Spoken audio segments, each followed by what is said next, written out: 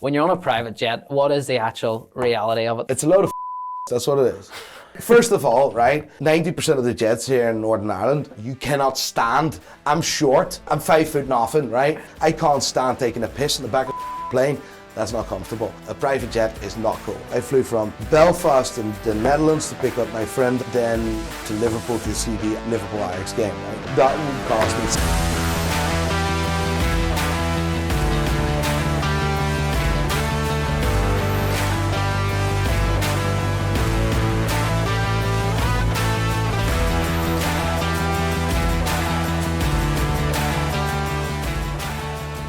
We're back with another episode of the Unstoppable Podcast. I'm here with the legend that is Nico van der Horst.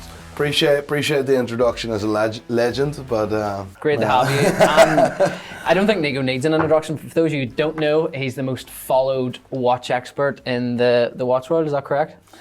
Yeah, that's weird to hear as well. As a legend nowadays, yeah, it is quite weird, yeah. He's almost been rehomed in Northern Ireland and he's one of our own now. Yeah, I'm properly been taken in as a refugee and been accepted in this country. It's ridiculous. I love it. Yeah, but what actually drew you over here, or what was the kind of initial first thing to bring you over here? Nothing really, because I didn't know anything about Northern Ireland nor the island of Ireland. That's the funny bit, right? I didn't even know. Like, I thought that everyone had Euros when I moved there. Yeah. It turned out to be different, but no, it was the possibility to play football here in Northern Ireland, and had an opportunity after that for a job here, and it was just a load of basically. Yeah, but I loved this. I loved when I arrived here. I remember this quite well. So I came off the ferry from 𝐥𝐢𝐳 to Belfast, right? I drove to the city. I'm like, this is cool. This is quite cool. Aye.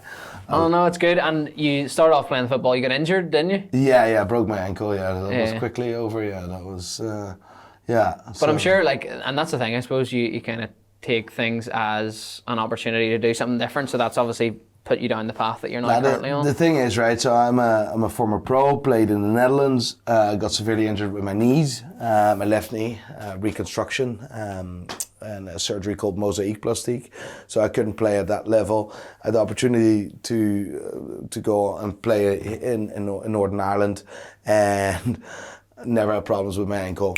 Snapped it, and that was just scored a great goal while I broke it. Oh yeah? Yep. That's a story. And growing up in the Netherlands and kind of coming over here, how was that, or what was life like over in Holland when you were over? Netherlands was like, my youth was actually really good. My parents were great. I have great people around me. The problem is I just never felt at home until I arrived in Northern Ireland. It's really weird. I don't know if anyone has ever felt that, but just not feeling home, but not knowing what that is. And then you move country and then you just find out. It's like, I want to be here. And that was Northern Ireland for me. And still today, a few days ago, I was in the Netherlands. Yeah. It's like, I can't wait to get back to Northern Ireland, you know? Yeah, no, 100%. And I suppose whenever you moved over, like making new friends, making new connections, learning a language, I suppose you probably knew English. No, I already spoke English. But outside of that, how was that for you? Or how did you kind of put yourself in rooms that you wanted to be in, meet the right people, kind of make the connections that you wanted to make? I think that came years after I moved, you know. My first week, you know, what is the street that Chris Suter's shop is on? What do you call that street, right?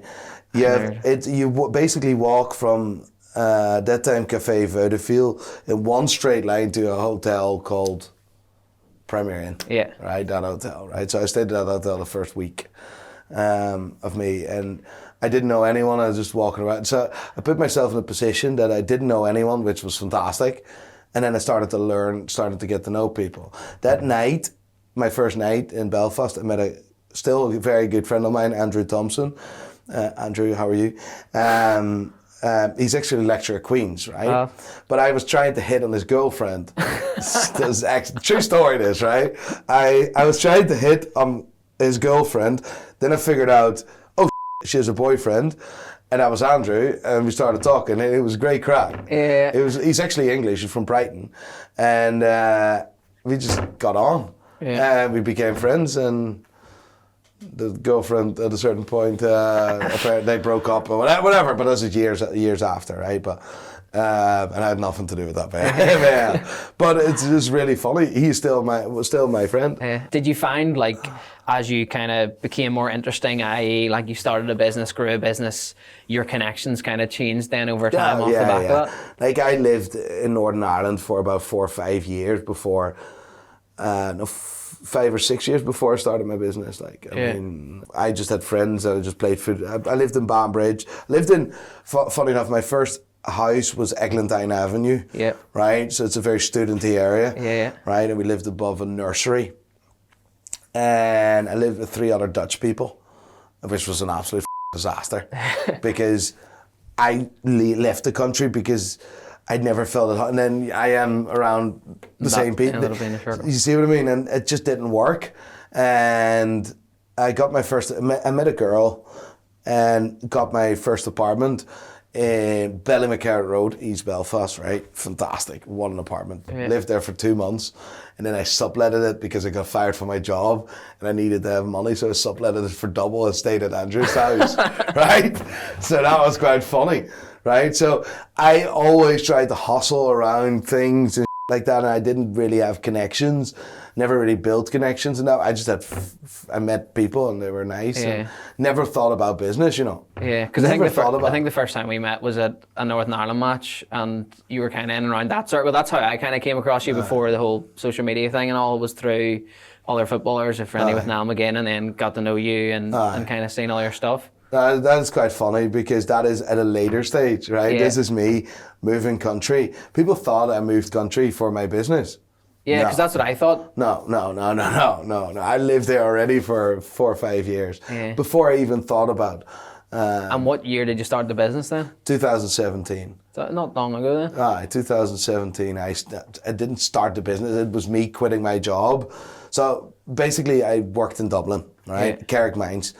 And I lived in Banbridge, so after Ballymacarrett, met the girl, moved to her hometown, which was Banbridge, made a lot of friends in Banbridge, played football every Monday, Wednesday and Sunday. You see what I mean? Just having fun and just local lad, no one knew me, Dutch, whatever. I was part of the group of lads, from younger lads and older lads, you know, it was just Banbridge. It was fantastic. What a great time. I would love to go back to that time again and just play football like nothing ever happened, you know. It's funny. But I drove from Banbridge to Dublin, 𝐥𝐢𝐬𝐶, junction 15 on the M50, every day, right? Every day. Because I just wanted to stay with my girlfriend at the time, right? And I've done that for 3.5 years, and then I just said, this, I'm gonna do something I actually love. I didn't really like the job. I was alright at it, but it was for Vodafone. But I just wanted to do watches, mate. I always repaired watches. I always fixed watches from when I was younger, and I always done it as a side hustle, but never thought about creating a business. But in September, I just quit my job, and September 2017, I just quit my job, and I was like, this, I'm gonna repair watches and I'm gonna sell watches. And what was the first watch you sold? I think it was a Tudor Pelagos, or it was a Breitling Navy timer. So you didn't have a shop or a premises at this point? I never had a shop. Really. I just sold watches that I put in my car. Yeah. People from Northern Ireland, like this, I always say this, right? Like, the business is now one of the biggest in Europe, right? Like the biggest, not just in volume, but it's in as well brand recognition or big retailers in Europe. In my industry, we're one of the biggest in Europe, which is mind blowing. But the business on its own was just me selling watches out of the boot of my car. And if I started that business, and I always say this, in any other country bar Northern Ireland, I would have failed. And I'm just saying this as a positive. The people in Northern Ireland were extremely gullible and trustworthy. Luckily I only had good intentions, because I know many people in London that would have f***ed about with that. You see what I mean? Because that's what I was thinking. How do you build trust whenever you turn up and you're selling someone a watch out of the back of your car? I don't know how. I'm convinced about this. The people, if I started my business in any other country, I would have failed. The support I received from people from Northern Ireland is bizarre. And it's just the maddest thing ever. And I feel now the business is at a certain level, I feel responsibility to pay that back. Yeah. Like genuinely, I'm trying to be involved as much as charity things as I can, including 𝐥𝐢𝐬𝐶𝐞𝐵, which I do every single year. Yeah. And for me, I wouldn't be here where I am without the people in Northern Ireland, for sure. Yeah.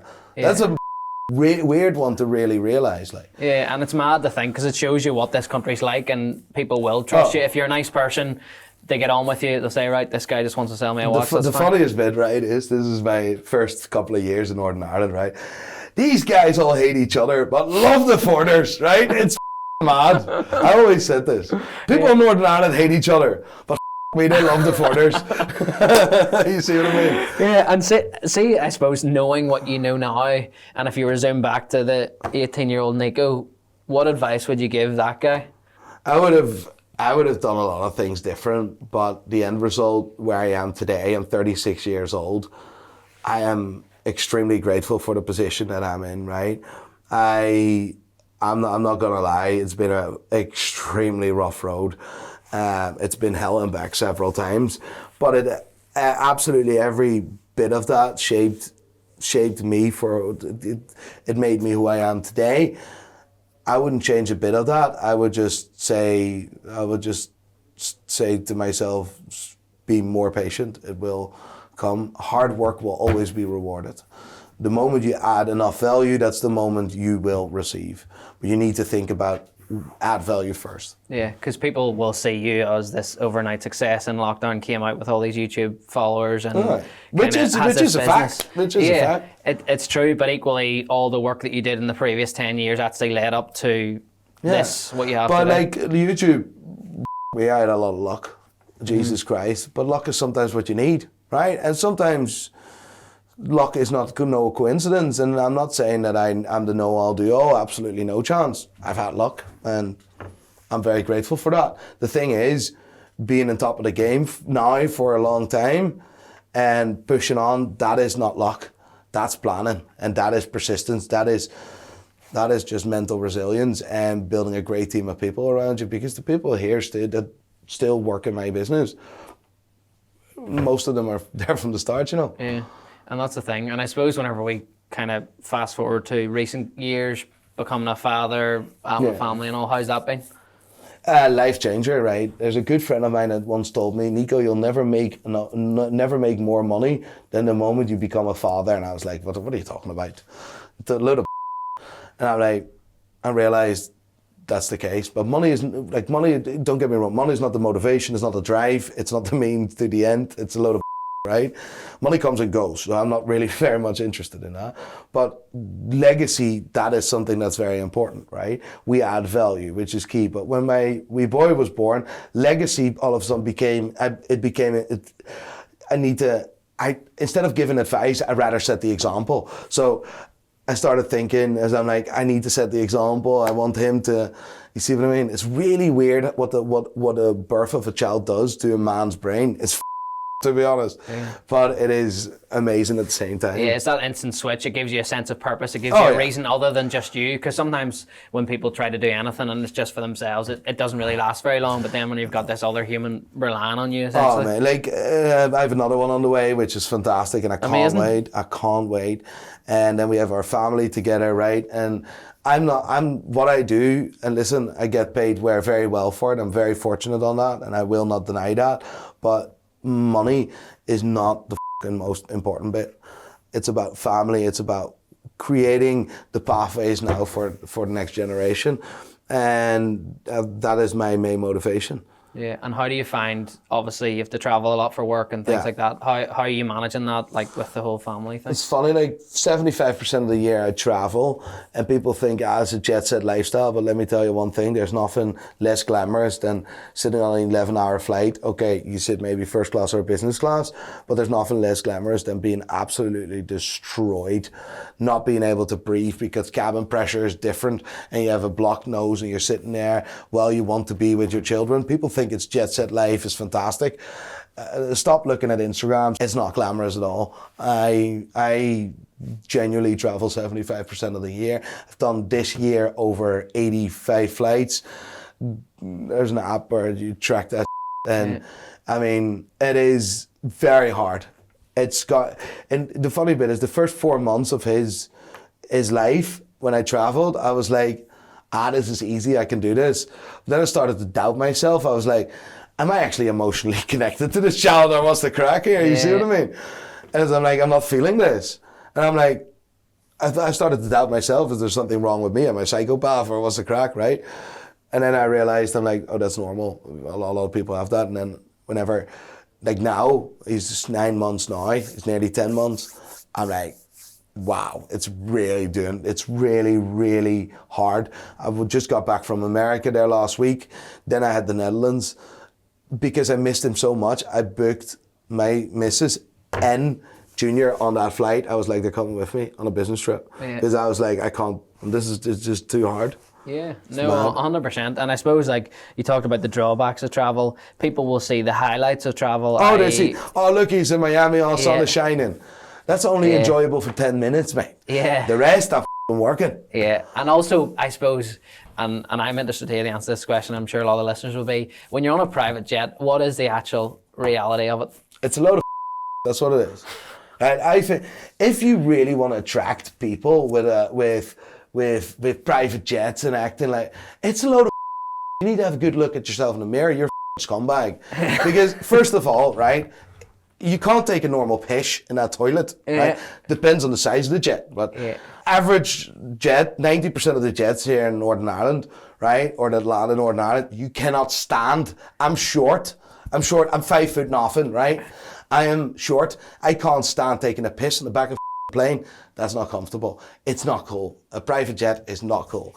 It's convenient from times, but these shorter jets only do an hour, 2 hours, or they only do 2-3 hours.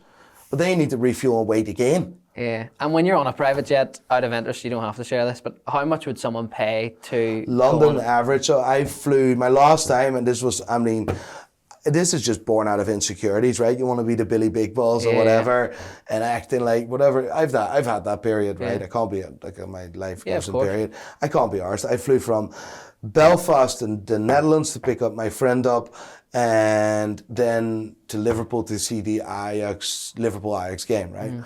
Champions League, which Ajax is not going to play anytime soon anymore, unfortunately. Liverpool as well, by the way. No. That cost me 17 grand, and I was like, what the am I doing with my life here? Yeah. Like, what the But it's good to have those lessons, and I really appreciate sharing that, because I think so many people idolize people who go on private jets and they do fancy things, but equally sometimes we're doing it for the wrong reasons. Like, now, you know the thing is, there's some coach, and I'm not naming his name, right? And I'll probably get backlash for this, but I don't really give a I'm not here to make enemies, but I'm here to speak the truth. And luckily, Northern Ireland is still a place where you can speak freely, right? The fact that someone stands in front of a private jet doesn't mean it's his private jet. May I add, I know the owner very well of the private jet I'm seeing, and that private jet is owned by a good friend and client of mine, right? Or other jets as well. I know people that have a few jets in there, had a few jets through their lives, right? But now comes the thing, right? These people that act like, you want to be in a private jet, I'll help you out. These people do more damage than they actually help people. So to give you an idea, right? This is what I hate about this. If there's 10 people that join this, I'm going to go and be rich and whatever the and mad course, right? If there's 10 people joining, if there's 2 people at absolute max to be a success out of that, he's harming 8 and he's helping 2. Now that's bad. Yeah, and it's damaging people's mental health, because they see this picture and they You do not need a private jet to be cool, right? If you're 21 years old, you do not need money, right? I started my business when I was 29. I have millions of examples of people that just started in their late 30s, in their mid 30s. Like, why do you want to be 21 and have to carry the responsibilities that I'm carrying at 35, which is horrendous at times?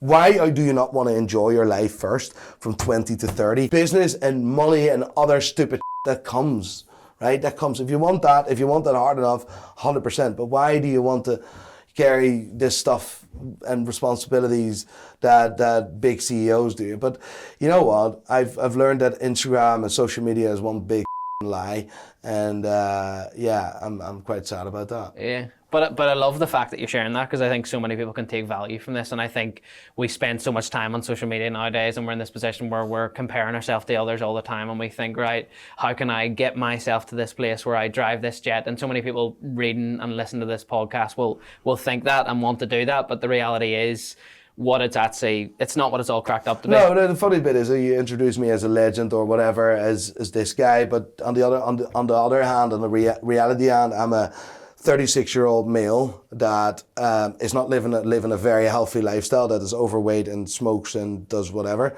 right? I don't do drugs, by the way. I drink. I barely drink anymore. Funny enough, I stopped that because I'm away so much. Yeah. You constantly in our social circles, so constantly drinking. I had to stop that because I'm just like, I was blowing up, mate. I was just. When you see someone that is working and is exhausted at any moment of the day, I feel exhaustion. Is that really something that you wanna be? No, I think what you like, all the 1 million subscribers or whatever that is all a vanity metric. It's all a vanity metric, right? I'm grateful that I can do what I love every single day, and this is what keeps me, gets me out of bed, and I love this so much, and I appreciate the love from so many people that I receive across the world, right? We're pulling about 40 to 50 million views on YouTube alone. People watch me, and some people hate me, some people love me, whatever it is, I appreciate it, you see what I mean? But no one sees that. Like, the reality of that is that you're always away from family, you're exhausted and whatever. No one sees the real deal, right? Yeah. But if you go on my Instagram, you see it's one big party, but whatever you want to believe, like. Yeah, and this is the thing, and I suppose this is a hard question, and I want to know, and someone asked me this recently, and I kind of struggled to answer, but if we stripped your business away, your watch thing, your YouTube, all that stuff, who would you introduce yourself as? Nico. The same as I do today. I don't introduce myself any different. Yeah. To the biggest people in the world, I was speaking with the CEO of Bugatti there a week and a half ago, didn't know who I was, and I just talked cars. And then someone came running of the marketing department to him and was like, oh, and then all of a sudden I got attention. Yeah. And I'm like, but I didn't want that. Yeah. I want to be a normal dude, you know. Yeah, and you want to be liked and respected for who you actually are. Yeah, I don't give a about followers and views and shit like that. I appreciate it because it allows me to bring the business to where it is. But I don't want to be a different person than I was prior to that. I was a mad then, and I'm a mad now. Yeah, and I think that's what I respect about you, because I met you 5-6 years ago, and you're still the exact same guy 5-6 years later. But I have more responsibilities, but the responsibility should never change the person. You should grow as a person, but the core personality should always be in there. You see what I mean? And with the team, listen, mate, this is the beauty about Northern Ireland, right? If you stick out your head anywhere in Northern Ireland, or you're doing something well, people from Northern Ireland will put you back in your place. And that's what I love, right? That's what I love. If I, in any way, shape or form, lost those sense of reality, I have great people around me anyway. But I come back home as like, that, wise up, act normal, love that, right? Yeah, big time, 100%. And do you know what baffles me about your videos, the whole watch thing, is you can rhyme off every single reference number. Yeah. How did you memorize them? It's passion, mate. It's passion. I'm a complete mad believer that if you love something so dearly, you can be the best at it in the world, right? You can do something for your entire lifetime and you can become the best at it, right? Reference numbers and watches and like that, I've seen hundreds of thousands of watches in my life, right? I don't know, I'm just blaring a weird number, right? I'm just screaming a weird number here. But I've just seen so many watches in my life, and I've always done research and watches. So it's passion, mate. So if someone walked in today wearing a certain watch, you could rhyme off the reference. I can literally say, well, and we go to a restaurant. This is also what I do every day. So I look at man's wrists and women's asses. And yes, my missus knows. There's nothing wrong with that. And what's the reference number of this watch then? RM35, Baby Nadal. That's easy because it's the watch I'm wearing. Richard Mille RM35, Baby Nadal. Class. There you go, Ross. Take a look at that. Yeah, that's cool. Like, I love that watch. And whenever you think about watches, what means more to you, the sentimental value of a watch or the monetary value? Sentimental value, of course, because there's not an industry like the watch industry in the world, right? These companies are there for 200 years, 250 years, right? Some companies, like we don't need timekeeping devices. We need timekeeping devices, but we don't need mechanical timekeeping devices. We don't need wristwatches, but we still love it so much. Right? And that is the beauty of it, right? There's not an object in the world which you can hand down from generation to generation, right? That carries a story from your family, from your friends, from anything, and you can still wear every single day. Name me an object that you can do that with. Nothing. There's nothing in the world other than a watch. Yeah, because you used to have, and you probably still do, a relative's watch that you... Yeah, my grandfather's watch, yeah. And that probably means more to you than absolutely. any... Yeah. This is just pure money, right? This is pure, I love it, but it's pure money, right? But if I'll sell this and I'll never think about this watch again, right? Yeah. You see what I mean? But that watch is, that's sentimental, you know? That can't be replaced. Certain things, there are things in this world money can't buy. Yeah. And that is sentimental objects. And selling watches, you've sold them since 2017. What's the most expensive watch you've ever sold? I have been involved with the most expensive sale of $7.2 million, which was an incredible it was close to 7.2, so converted back. But very, very What watch was that? I can't really talk about that you're not allowed to speak about it. Because there's not many watches in the world. I can show you a photo of it later, you can but show it's the like. Yeah.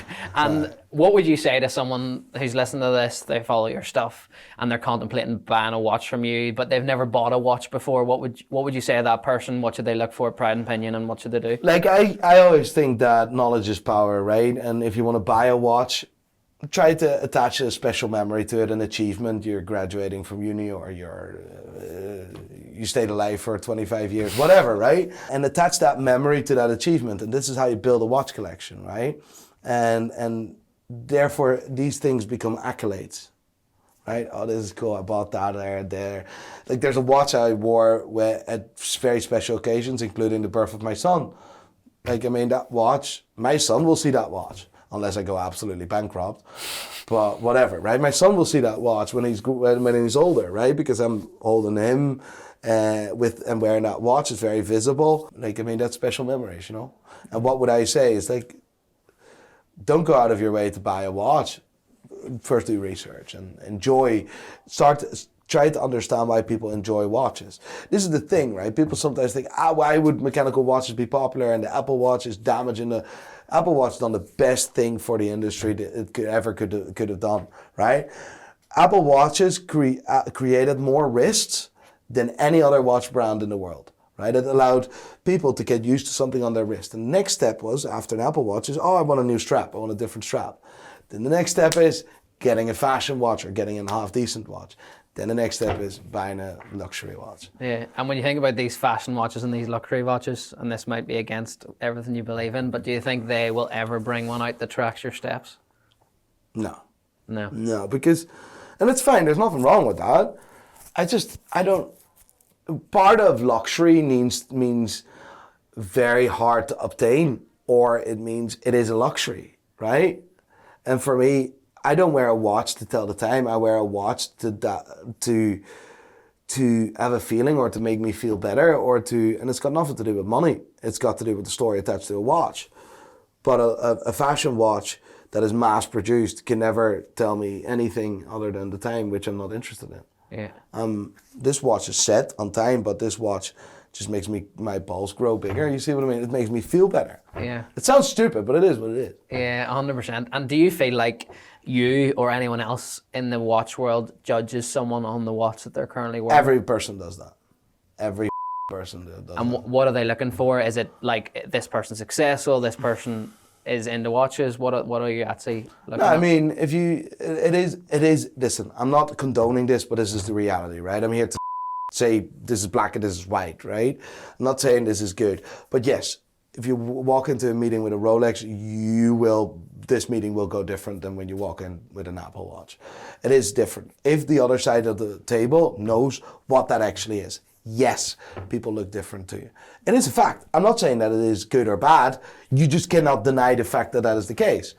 Because if I am meeting someone or go out and I see someone wearing a Rolex or whatever, this was back in the days, I'm like, that guy has done something good in his life. You see what I mean? Otherwise, he wouldn't be able to afford that, which is a fact, right? But then is doing something good in your life is making enough money, or it's very one-dimensional, if you know what I mean. And do you think ever people buy a watch for the wrong reasons to prove themselves to others? I back in the day, I said people buy watches for the wrong reasons and whatever, and I'm like, there isn't a wrong reason to buy a watch. This is their reason, and it's not me. I'm not in a position to say that is a good or a bad reason, you know. And back in the day, I wore watches to give me more confidence. And yeah, when I was 16, I couldn't afford a Rolex. I bought a fake Rolex and I put that on my wrist, and it made me feel more confident. Now, I'm not saying that you should do that. I condone that in any way, shape, or form. That was me wearing the watch for the wrong reasons, but for my wrong reasons, right? Because I was insecure, and then I realized I didn't need that watch to give me more confidence. But I learned that at a very later stage in life. Love that. And on the insecurity thing, that led us on to our next question. So when you think about, have you overcame, so to get a business to a certain level, there's always going to be limiting beliefs. There's always going to be periods of self-doubt.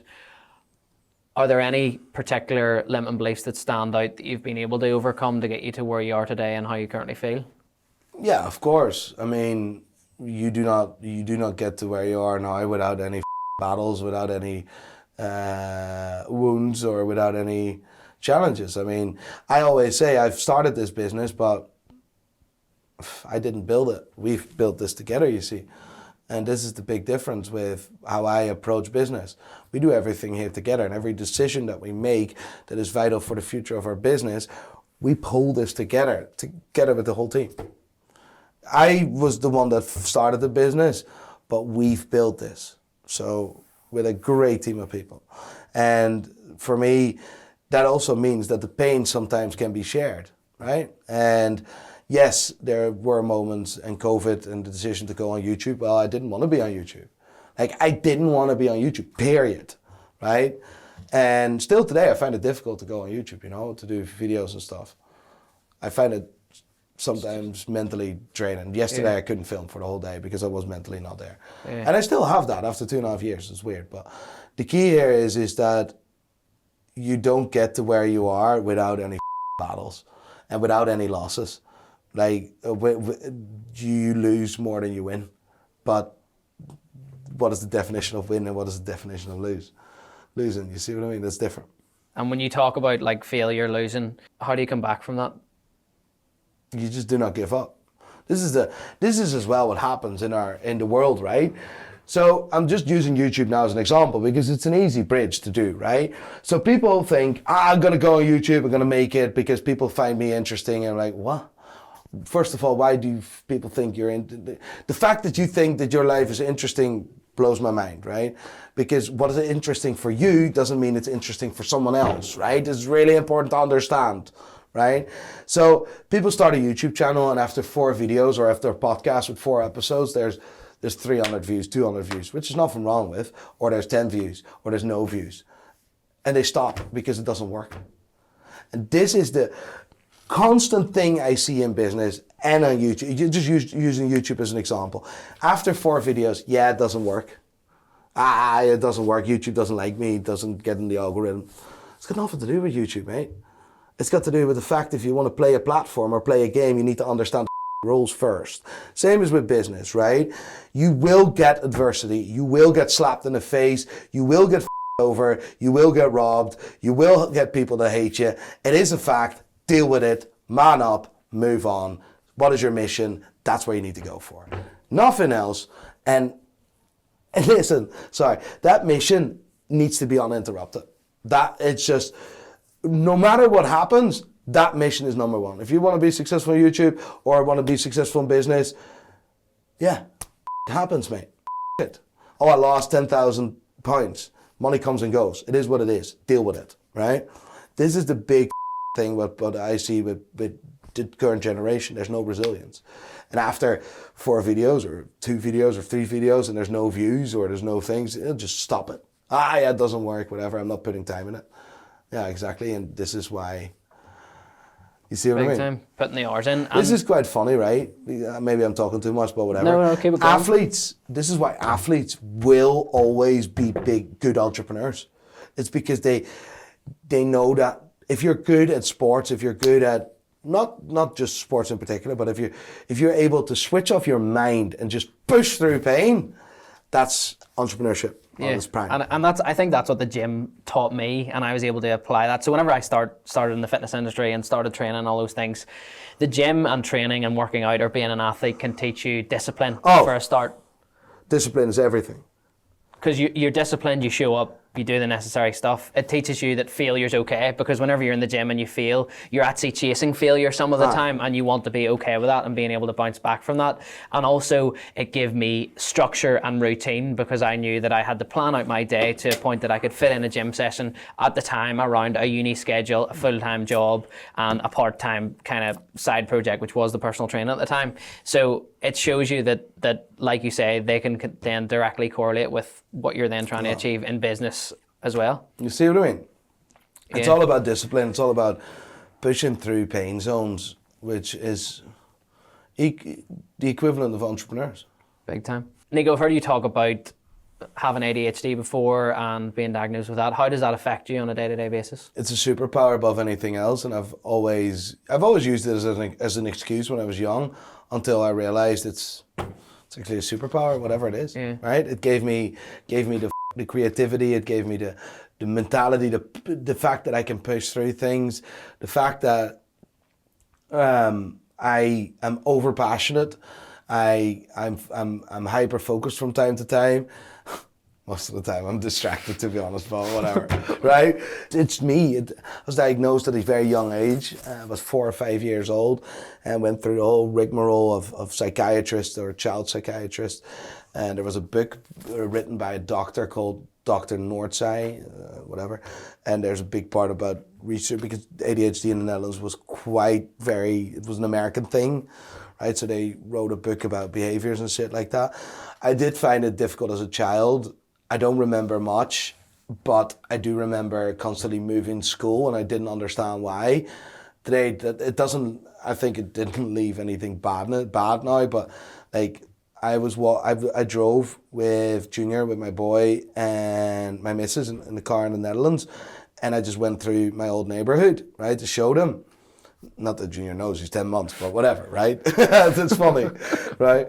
And it's like, that's my old school, but that's also my old school, and that's also my old. Really, like, it's weird, like, but it is a superpower, mate. It is a superpower. I'm very blessed with it, and there's a lot of downsides with it as well, but the positive outweighs the negatives. People don't know this, but it is pretty hardcore, like, I'm not gonna lie. Yeah, 100%. And obviously people see you on social media. Do you think anyone would have, or there's a common misconception around who you actually are or how you operate? I don't know, and I don't really care. The people that I care about have my phone number. So if you don't have my phone number, I don't care about you. So your opinion doesn't really matter to me anyway. But like, this is a big change for me, because years ago I wanted validation. I was searching validation. Now I don't give a anymore, mate. I just don't. Right? Yeah, whatever. If you're a nice guy, I respect you, right? And if you have an opinion about me, that's fantastic, but you don't know me because you don't have my number. You see what I mean? So yeah, you don't really know me. Yeah, big time. You see, I don't follow you on social media, so I don't know who you are. Yeah. And this is the thing, because perception's a wonderful thing, but also a huge drawback. Because I was on a night out recently, and someone told me, "Oh, Johnny, I didn't think you'd be a nice person. I didn't think you would give anyone the time of day. Like, you post all this stuff on social media." And then I'd say at the end of the night, he came up to me and he'd had a few drinks. He said, "Johnny, you're actually a really good lad." Right. But people then make these opinions of someone like Nico that they've never met before. So how can you have an opinion? Aye. It's in our human nature, right? And people say, it's Northern Ireland putting people down. It's a load of got nothing to do with Northern Ireland. It's in our nature, right? Let me tell you one thing about Northern Ireland. It gave me everything I have today. So that misconception that I always hear this, it's the Northern Irish, it's Northern Ireland, always putting people down. Load of right? Just take accountability for your own actions, please. Here, right? It is what it is. But honestly, I couldn't give two what's going on. I just don't. I don't.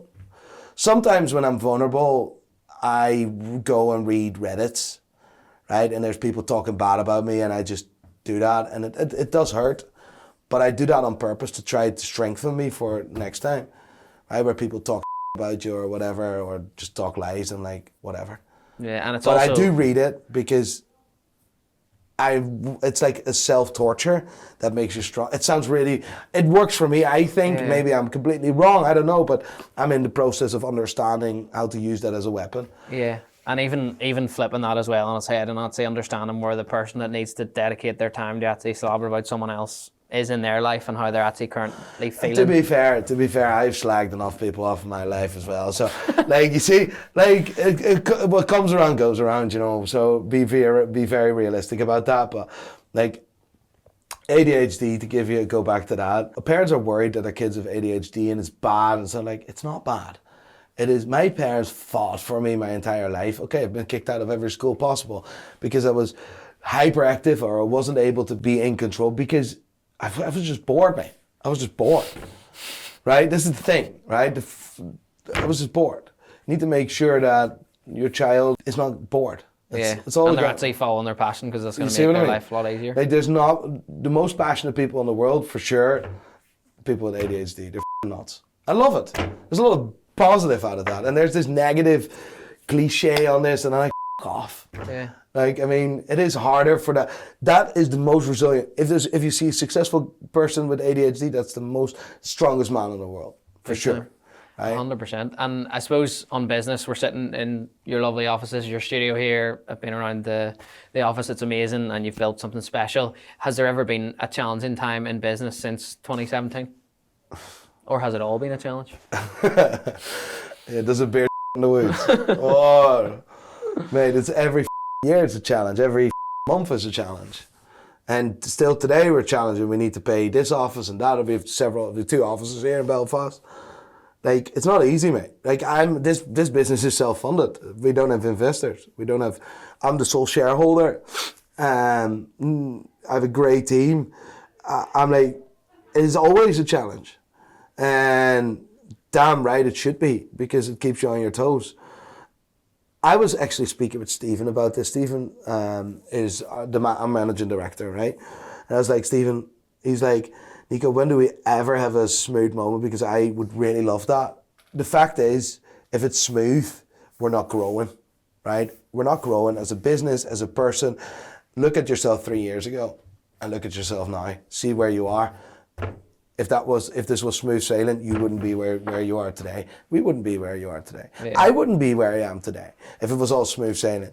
And I would like to have another 6 years of that, another 6 years of battling every day, because that grows me. Yeah. It tires me out, but I'm ready for it, you know. Yeah, big time. And I think challenging business is essentially inevitable, and it's your ability to actually take more from the challenge than it takes from you, because then that's constantly growing you as a person, and you're actually getting to a place where you can actually move forward. So yeah, what's happening in the watch world right now? What's going down? What's crazy, man.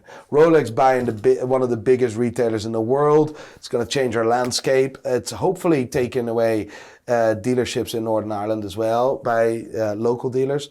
I expect that their supply will be significantly less, which means in the end, at a certain point in 5 years or 10 years, I hope that Rolex either opens a shop themselves here or takes it away from the small-time family dealer, which here, and I can name the name, Lunds. They've just, Northern Ireland deserves better, for sure. And the island of Ireland has 2 or 3 other dealers.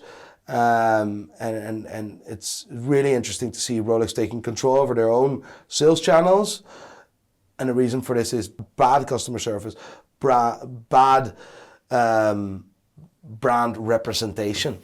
And I can't wait to see that happening in Northern Ireland, on the island of Ireland in general, because that's what this island deserves. There's some of the most craziest watches on this island no one knows about. There's crazy collectors on this island no one knows about. And this country has been continuously 10 years behind the rest of the world, and I just want to see that moving forward. So that's what's happening in the watch industry today. 100%. And average day for Nico right now, what does it look like? Up at about 6:30. Hopefully I can see my wee boy in the morning. I don't have breakfast. I don't do breakfast. I just can't. I'm in the office by about 8:30. And depends if it's a travel day, it's a film day or whatever. I usually do the really difficult stuff, some admin stuff in the morning. I have meetings with my assistant Laura to plan out. We have a meeting every evening where we figure out what happened the next day, so we're prepared. Then we execute that in the morning. In the afternoon is usually filming, and then we have some more preparation stuff. I have 2 other businesses launching very soon. And I'm usually home around 10, 11 p.m. Yeah. So I barely have dinner at home. I usually have dinner here in the office. Yeah. This is why you see a bit of a nice bar, because this is not just an office, this is also a home front. Yeah, 100%.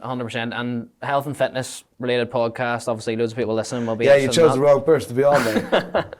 I think I've seen your boxing stuff. Tell us, are you allowed to share? Or Yeah, of course. Like, I mean, the reason why I am where I am is not, I haven't always been like this. I've been very athletic. And of course I have the ambition to get back to that. Boxing allows me to do that. I've been called out several times by this YouTuber or whatever the he is, right? I don't give a he's from New York, but he's not from New York. It's weirdo, right? It's like me from Northern Ireland, but I'm not from Northern Ireland, right? It's one of those, which is not the wrong way. Started talking, business deal went wrong, wanted to do boxing, got a boxing match organised, Kingpin it up, offered, just walked, like they got bust or they're bankrupt or whatever. And I'm like, now I'm being called out because Kingpin got bankrupt, and I'm like, you, I'm going to organise this in Northern Ireland then. Go yourself, right? Calling me a because some promote whatever company goes bankrupt and therefore our fight doesn't go through. I'll just do it myself then. It's like, so is that in the pipeline then? Yeah, for 2023 for this year. Yeah. Look forward to that. So I need to drop a lot of weight in a very short amount of time. Like. Yeah, and so what are you kind of implementing, or what strategies are you going to use now to do that? It's just food, fasting, drink, fasting. Yeah. Because if I know, it's pointless for me to start running now. Yeah. I know my body better than anyone. Yeah, of course. It's pointless to start running because I'm not losing weight. Yeah. You see what I mean? Doesn't work. I need to drop this weight first. That just helps my knees and the rest of my joints to just take the pressure off my joints. Yeah. I'll drop about 15 kilos in the next month and a half. It's not healthy, but we need to get there first. Then I'll start properly running. Doing some weights and stuff like that. That's fine. I have a full gym set up at home. But for me, going to the gym is probably my worst nightmare. Yeah. Going to a public gym. Yeah. That is genuinely one of my worst nightmares. And I appreciate you sharing that, because I think so many people watching this will feel the same way. And I think the gym can be an uncomfortable place, and going into a new gym and you feel like, especially because you're in the public eye, everyone knows me here. Like they're gonna look at what I'm doing. They're gonna say I'm doing things wrong. But in actual fact, what I've came to realize is that's far from the case. And I think most people in the gym are too vain to even worry about what you're doing. They're not even looking at you. And I think that would be obviously a good thing to get to a place where you felt comfortable doing that, because suppose there's loads of people listening feeling the same way, and you'll actually get to a place where you actually enjoy the gym, because you need to find enjoyment. And you talked about running there, like you're not going to enjoy running the roads, but you can actually find a training style that you actually enjoy, a training style that actually works for you, fits in with your busy schedule, and gets you the desired outcome, because then you'll do that. And also then even with the weight loss, like I know you might need to drop weight for the fight, but even for anyone listening to it, it's like being able to actually ask yourself, right, what could be possible if I allowed myself a little bit more time, and would this actually be more sustainable? The question we always ask the people is, what you're doing right now, whenever it comes to health and fitness, do you see yourself doing it forever? If the answer is no, don't do it. If the answer is yes, then do it, because then you're going to actually sustain the overall result. Of course I want to feel more fit, and I want to feel better. Of course that is the case, because I will be able to perform much better at a significantly higher level than I already do. So I know that, and this is all good. But I love food as well, I'm not going to lie, mate. I'm fat not because I eat bad, maybe I do, but I just eat bad at wrong times, mate. Like, I can go the whole day without eating. I'm not joking. I wake up, haven't eaten anything. Yesterday was the case that I didn't eat anything till 9 p.m. That's my problem. Yeah. Eating at 9 p.m. And then it's a takeaway or whatever. And you see what I mean? And that is the I know exactly what, like, I'm a former athlete. Yeah. I can drop very quickly, and I noticed that a few months ago. I dropped like 5 kilos in less than a week, and I was like, I still have it, right? Good. And it's all in the mind as well, you know. But this is the thing, right? Some people are addicted to gym, and they have to work it out every day. I had a conversation yesterday. It's like, you're addicted to work, and we actually said this earlier. So like, I can't go on a holiday, mate. I get a panic attack. I genuinely get a panic attack. Last time I was on a holiday, I ended up in a hospital in my second week. Yeah, I ended up in hospital for 3 days, mate. Yeah, like, it was bizarre. Every time something like this is just anxiety and whatever, but this is the addiction to work. Now I understand that it's exactly the same. With it being addicted to the gym. 100%. And I think that's the thing, and it's striking that nice balance between actually training, fitness, health, complementing your life as opposed to complicating it. And you said there, often we know what we need to do, but sometimes it's the actual accountability to actually say, right, I need someone in my corner pushing me, challenging me and doing X, Y, and Z. Because like 90% of our clients know exactly how to get in shape, but equally they need someone to hold them to a higher standard than they currently hold themselves, because it's easy to let your own personal standards slip. So yeah, 100%. And I suppose football, you're a big football man. You don't like Liverpool. Who do you support then? I don't really support any English teams, you know. Listen, I have a few friends of mine that play football. I support them, and I'm grateful that I could see them playing. And a bit gutted that 𝐥𝐢𝐯 United dropped, because I would have loved to see Stu playing in the Premier League, because 100%. The first season of lockdown, second season he played 3 games, broke his leg. He's still not 100% recovered. But I would love to have seen that, but unfortunately it's harder for him than for me, let's be very clear. Yeah, right? But no, I don't really, I'm always against it. So Stephen, our managing director, is a Liverpool supporter, so against him. I just constantly go, Man United done well, didn't it? Yeah, whatever. See what I mean? It's just winding the whole show up, and I'll do that constantly, just winding them up. 100%. And I suppose you've achieved a lot in your life. I think I know the answer already to this, but what is your proudest moment to date? Birth of my son. Yeah, no doubt. Money comes and goes, bro. Money comes and goes, and business comes and goes. My goal, and the ultimate goal for any business or any entrepreneur, should be not transactional profit, but should be brand equity. It should be about the business superseding, or the business surviving its founder. That's what I want to create with pride and opinion. I love it. Fantastic. Nothing comes close to the birth of my son. Yeah, just nothing. That. Class. And the last few questions are a bit of fun. So is there anyone that you haven't sold a watch to right now that you want to sell a watch to? I would love to sell a lot of people watches, you know. That would be good for business, you know. Yeah, I can do with a few more clients, you know. Yeah. Like, I mean, there's like 1 million people. How many people in the world? All of them, I want to sell them watches. Everyone, love that. And we're talking about health and fitness. You don't like the gym that much, but do you have like a favourite gym exercise that you don't actually mind doing that much? I like strength training, but you know what? I don't like the gym, but I love football. I love golf. Yeah. I love squash, or whatever the you call that here. Yeah. Right? I love these extreme explosive sports. I love it. Yeah. I just love it. I would do that. Yeah, I love that, 100%. And who's the most famous person in your phone book? Good question. Don't know. Sometimes we're not allowed to share this one with certain people. But No, you can. I don't care. yeah. I think it would be Drake. I think it would be Drake, wouldn't it? Drake, yeah, that's impressive. Yeah, Yeah, I think it would be. That would be quite high up. that there. is good. Big fan as well. I'm not gonna lie. Yeah, 100%. Like I Great don't music. really do fanboying and but that guy's. That's the G, one. So I suppose final, we close the podcast with this question every time. So what does becoming unstoppable mean to you? Being able to be the person that adds the most value and be able to do that for an extremely long time. But the thing here is being the guy that adds the most value in society, in the environment, in your industry, in your niche. And whenever you do that, you get paid for it, that is unstoppable for me. Because the moment you're adding value to someone else's lives, that is extremely valuable. I always say you need to add value to 3 people's lives every day. This can be with a smile, laugh. That doesn't mean money, right? No money. Value is, there's a broader term around value, right? It can be inspired, can be making someone smile, making feel better than before. That's the key. But adding the most value and having a good life, meanwhile, means you're absolutely unstoppable. Yeah, 100%. Love that. Nico, appreciate it. Thank you. Thanks so Appreciate much. you coming down. That was great. And another incredible podcast with Nico. And if you liked it, don't forget to subscribe. And I'll speak to you in the next episode.